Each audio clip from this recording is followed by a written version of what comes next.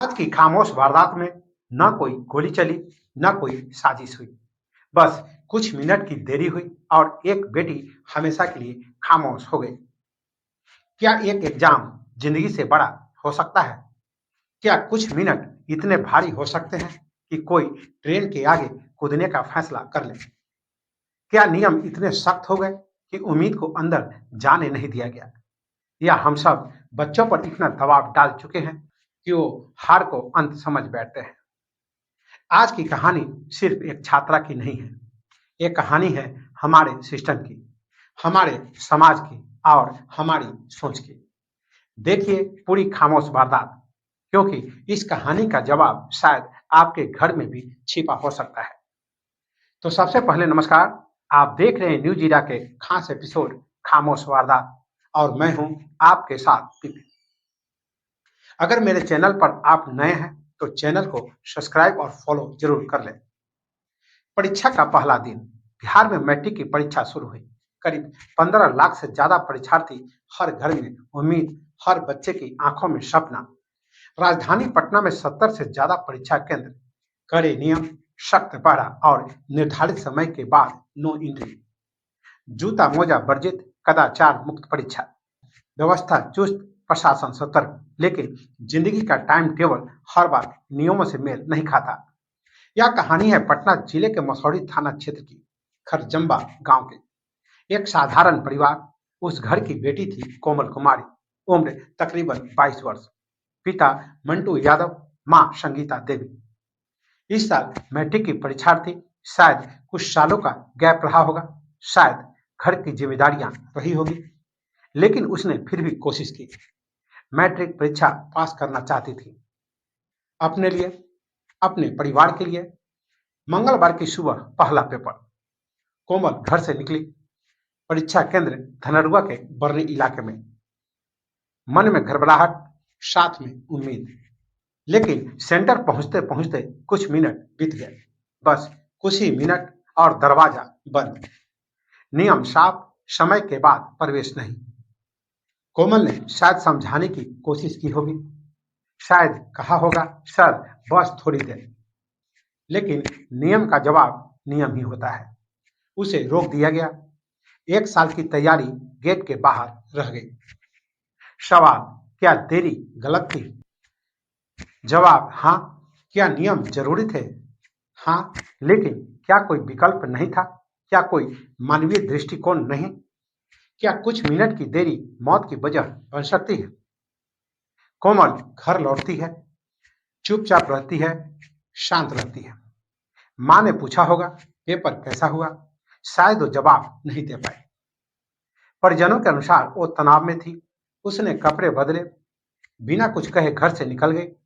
किसी ने नहीं सोचा कि ये आखिरी बार है जब वो इस आंगन से बाहर जा रही है। दोपहर का वक्त। पटना गया रेलखंड। महाराज चक गांव के पास रेलवे ट्रैक और एक अकेली परछाई। फिर आती हुई ट्रेन, एक क्षण और सब खत्म। रेलवे ट्रैक पर एक अज्ञात युवती का शव मिलता है। पुलिस ने शव को अपने कब्जे में लेता है। पोस्टमार्टम के लिए पटना के पीएमसीएच भेज दिया जाता है। इधर घर में बेचैनी बढ़ती है। कोमल नहीं लौटी, तलाश शुरू होती है। सोशल मीडिया पर शव की तस्वीर वायरल हुई। तस्वीर देखकर परिजनों के पैरों तले जमीन खिसक गई।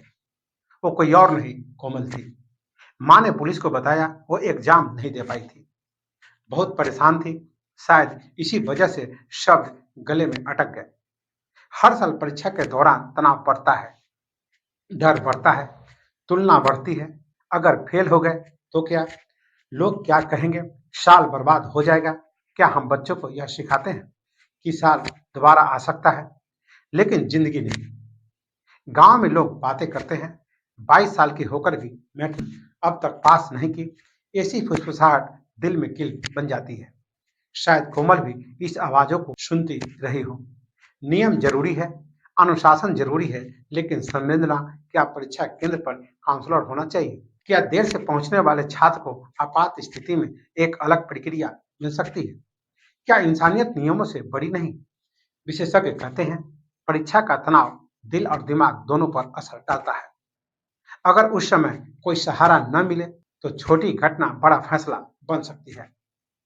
क्या हम अपने बच्चों की भावनाएं सुन रहे हैं या सिर्फ नतीजों की बात कर रहे हैं?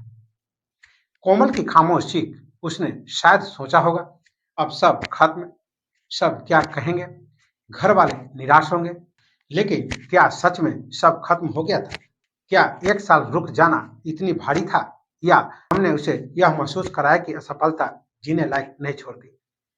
खरजम्बा गांव में अब सन्नाटा है। एक घर में रोना, माँ की सूनी आंखें, पिता का टूटा कंधा और दीवार पर लटकी एक तस्वीर जिसमें मुस्कुराती है कोमल। इस साल करीब 15 लाख 12 हजार छात्र शामिल हुए। पटना में लगभग 71 हजार परीक्षार्थी, 4 मॉडल सेट केंद्र, हेल्प डेस्क, महिला कर्मियों की तैनाती, सुरक्षा पुख्ता, व्यवस्था दुरुस्त। लेकिन एक संवेदनशील पल व्यवस्था से फिसल गया। क्या बदलना होगा? क्या हमें एग्जाम से पहले मनोवैज्ञानिक परामर्श अनिवार्य करना चाहिए? क्या स्कूलों में तनाव प्रबंधन सिखाया जाना चाहिए? क्या अभिभावकों को सजग किया जाना चाहिए? क्या फेल शब्द इतना डरावना होना चाहिए? माता पिता के लिए संदेश: अगर आपका बच्चा चुप हो जाए तो ध्यान दीजिए। अगर वो अचानक गुमसुम रहने लगे तो पूछिए। उनसे कहिए, तुम नंबर से बड़े हो, हम तुम्हारे साथ हैं।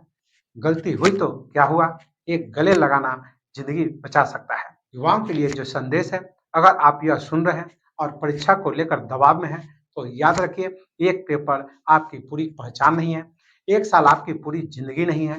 रुक जाना हार जाना नहीं होता, मदद मांगना कमजोरी नहीं होती।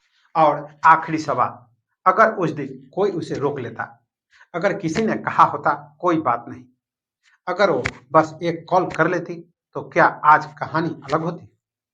पटरी अब भी वही है, ट्रेन अब भी चल रही है, परीक्षाएं भी होंगी, नियम भी रहेंगे, लेकिन एक माँ की गोद हमेशा के लिए खाली हो गई।